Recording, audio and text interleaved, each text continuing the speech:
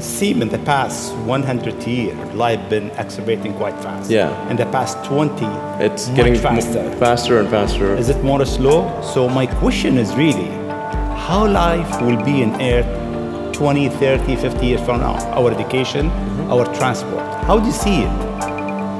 Well, I think this is one of those things that's quite difficult to predict. When you think of, say, the first controlled powered flight was 1903 with the Wright brothers. And then 66 years later, we put the first people on the moon. I mean, that, if you'd ask people, say in 1900, what are the odds of, man landing on the moon, they would have said that's ridiculous. And if you try to talk to them about the internet, they would not even know what the heck what are you even talking about? Like, this sounds so crazy. But today, with a $100 device, you can video conference with anyone in the world, on the other side of the world. And if you have a Wi-Fi connection, it's basically free. Free to have an instant visual communication with anyone, or even with millions of people. With social media, you can communicate to millions of people simultaneously. And you can Google something and ask any question. It's like an oracle of wisdom that you can ask almost any question and get an instant response. It would have been incredibly difficult to predict these things in the past, even the relatively recent past. So I think the one thing that we can be quite certain of is that any predictions we make today for what the future will be like in 50 years will be wrong.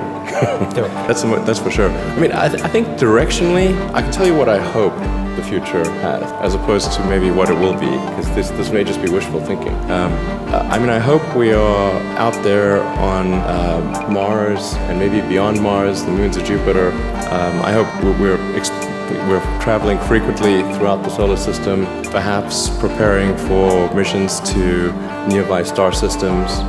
I think all of this is possible within 50 years, and I think that'll be very exciting. And I think we'll see autonomy and artificial intelligence advance tremendously. I think that's actually quite near term. My guess is in probably 10 years, it will be very unusual for cars to be built that are not fully autonomous. 10 years. 10 years from now. Yeah. I think almost all cars built will be capable of full autonomy in about 10 years. As it is, the Tesla cars that are made today have the sensor system necessary for full autonomy, and we think probably enough compute power to be safer than a person. So it's mostly just a question of developing the software and uploading the software.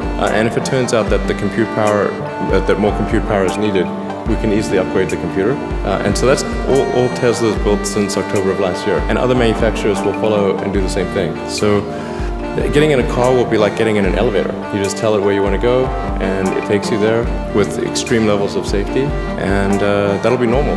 Like for elevators, there used to be elevator operators. You get in, there'd be a guy moving a lever. Now you just get in, you press the button, and that's taken for granted.